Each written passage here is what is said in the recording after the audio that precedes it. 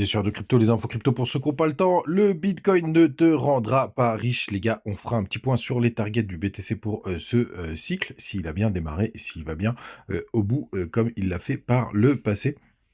Et puis, évidemment, on regardera le court terme. On est sur des zones importantes de rebond, mais aussi très proches du gouffre, puisque, vous le savez, on pourrait corriger à tout moment. Le BTC, ce matin, il est stable, 42 782 $. Ethereum qui se rapproche des 2500 $. On est à moins 1,4%, pardon, ce matin. BNB qui reste stable aussi. Missile Sol qui est toujours au 100 $, plus 2,5% ce matin. ADA qui perd 2%, Avax qui est stable de son côté, TRX qui prend 1,2%, Link et Ton Matic qui perdent quasiment 3%, c'est vraiment calmos ce matin. On a quand même Ethereum Classic qui perd 5,5%, NIR 3% ce matin, OP qui perd 5%. Lido qui perd 5,5%, pareil pour Arbitrum. Pour le coup, tiens, il y a nos amis qui sont proches d'Ethereum qui commencent à corriger un petit peu, mais rien de bien méchant, ils ont pas mal performé. SEI, 3,1%, vraiment très très belle perf de ce SEI ces derniers temps. Les gars, du côté de Daily du BTC, on est vraiment sur des zones assez importantes où on pourra avoir le retournement, mais techniquement, on est sur des zones de support. Vous voyez, cette trendline qu'on tient depuis un moment. On rebondit dessus, on pourrait former un petit W ou partir à la cave, hein. Donc faut vraiment surveiller attentivement ce support qui pour l'instant tient pour le coup. Mais grande méfiance, hein, je m'attends quand même à cette correction qui pourrait nous pendre au nez. Mais en tout cas, du côté des ETF, ça continue d'acheter des bitcoins du côté de BlackRock, hein, ça continue de faire des volumes. Donc pour l'instant, c'est plutôt boule ce qui s'y passe. Du côté du système Ishimoku, on a toujours le nuage là qui fait office de support. N'oubliez pas, si jamais à un moment donné on clôture à l'intérieur du nuage, on est généralement happé dans le bas du nuage. Est-ce que ça pourrait faire nos affaires de correction sur du court terme? Je vous invite à la plus grande prudence, hein. Pour partir sur les plus petits graphiques, notamment du côté de BitGet, hein, vous avez toujours le petit lien. D'ailleurs, en commentaire ou en description, avec plein de petits bonus. Ils en préparent d'ailleurs des petits nouveaux. Je reviendrai vers vous, mais en tout cas, vous voyez, ça peut flancher à tout moment sur du côté du H4, hein. Vous voyez qu'on latéralise. Il y a une petite incursion baissière, mais on est en train de faire un beau range qui se situe entre les 43 500 grosso modo. Et vous savez, en bas du range, si j'arrive à le choper, le support à peu près, enfin, la grosse zone de rebond qui est vers les 42 000 $. On va voir ce que ça va donner, hein. On a des petits W qui se forment juste là. Est-ce que ça suffira pour faire une petite poussée? Je vous le disais quand même, je ne serais pas surpris qu'on aille taper. Bah, d'ailleurs, il y a cette grosse résistance avec la Tenkan et la Kinjun Daily vers les 45 000 $. Je ne serais pas surpris qu'on y aille, mais on a ce petit gap CME au 39 000 qui nous attend depuis un moment. Est-ce qu'on ira le chercher, les gars? L'avenir nous le dira. Hop, d'ailleurs, je me fais penser que j'ai pas supprimé ce petit gap qu'on a réussi à combler parfaitement avec cette mèche. C'est vraiment très chirurgical. Les gars, donc pour ce prochain bull run, quels sont les targets pour le coup? Et c'est aussi pour ça que je vous dis que vous n'allez pas faire des multiplicateurs de folie. Pour le coup, comment on fait ça? Vous avez les prolongations de Fibonacci que vous avez juste ici sur TradingView. Vous prenez le bottom d'un bear market, vous allez jusqu'au top. Donc là, c'est le top de 2018 et après, vous redescendez jusqu'au bottom du bear market précédent.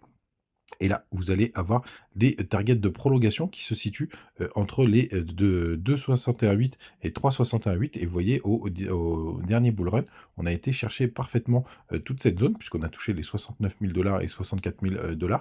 Donc dans toute cette zone. Donc qu'est-ce que ça nous donnerait pour le prochain bull run? Mais tout simplement, vous prenez le bas du bear market de 2019, donc c'était aux alentours de 2018, pardon. On avait touché les 3 000 $. Après, on est monté jusqu'aux 64 000. Alors, moi, je prends les 64 000. Ceux qui me suivent, vous savez pourquoi, puisque je considère que le top, il était plutôt aux 64 000. Mais après, ça fait pas de grosses différences. Et après, vous allez chercher le bas de ce bear market qui est aux 15 500 $. Et ça nous donne des targets pour le prochain bull run qui se situe pour le Bitcoin, hein, du coup, qui se situe entre les 177 000 $ et les 240 000 $, grosso modo. Donc, dans toute cette zone où on pourrait, d'ailleurs, je vais ajuster un petit peu, hop, mon petit carré. Ça pourrait être vraiment la target si jamais le BTC nous refait les mêmes performances que par le passé, hein. Vous pouvez faire l'exercice. C'est très souvent dans cette zone qu'on atterrit. Pour les zones les plus bulles, on a dépassé un peu les 3,61,8, mais il faut rester en plus raisonnable. Donc vous voyez, c'est pas des multiplicateurs non plus de folie, même si c'est assez exceptionnel, hein, parce que ça ferait à peu près un x5 de là où on est, hein, puisque ça ferait x5, ça fait à peu près 200 000 dollars par rapport aux 42 000. Donc c'est un x5, c'est pas ça aussi, qui vous fera, changer, de vie. C'est pour ça d'ailleurs que je trouve ça plus intéressant, à un moment donné, d'être exposé aux altcoins. Mais évidemment, c'est beaucoup plus compliqué, beaucoup plus risqué. Mais je voulais vous rappeler, ces petites, targets, vous savez tout, donc n'hésitez pas à liker, follow, partager et à me suivre sur, tous les réseaux. On se voit tous les jours avec des news, sur le Bitcoin. On continue la vidéo avec notre ami, CoinGlass pour voir, ce qui s'y passe. Pour le coup, on a, toujours, les Foundling. Où est-ce qu'ils sont mes petits Foundling? Hop, je les trouve jamais ceux-là. Bon, tiens, d'ailleurs, Crypto Ferengic toujours, rejeté par notre range, hein, qui est entre les 65 et les, 75. Vous voyez, on est en train de le titiller, mais on n'arrive pas à les passer et j'espère que je vais enfin trouver mes Foundling. Je suis sûr que vous les voyez. Bah tiens, ils sont là. C'est parti. Donc les funding toujours à 0,01, rien de bien méchant. Pour le coup, ça fait longtemps qu'on n'a pas regardé les plus gros. Pour le coup, donc ça se leverage pas mal du côté de Key. Pour le coup, on peut voir, il faudrait regarder ce que ça peut donner. Et ONG qui commence à être pas mal shorté. Donc avec des funding, bon ça reste léger, on est à 0,2 pour le coup, mais ça reste intéressant de checker ça pour ceux qui savent les gérer. Du côté du long short ratio à court terme, beaucoup plus de longueur.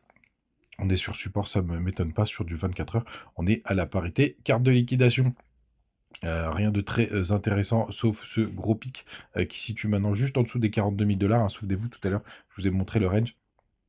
Ah, que je disais que c'était en dessous des 42 000 $ qu'il pouvait, y avoir, enfin qu'on était sur support et donc vous avez pas mal de gens qui ont mis leur stop sous ces petites mèches, donc il y a des gros poches de liquidité, sous ces 2 mèches. Intéressant d'avoir confirmation, juste ici. Donc est-ce qu'on va commencer par, aller, chercher, au nord et ou d'abord au sud? Ça l'avenir le dira les gars. On reste quand même assez, mitigé, du 50-50, mais pour autant, techniquement, on est sur support. Les gars, vous savez tout, n'hésitez pas à nous rejoindre sur le Telegram, hein, on partage toujours les news, tout ce qui se passe, du côté de la cryptosphère. Vous avez les petits liens en commentaire, profitez-en et surtout ça soutient, la chaîne et ça me fait, plaisir. À demain.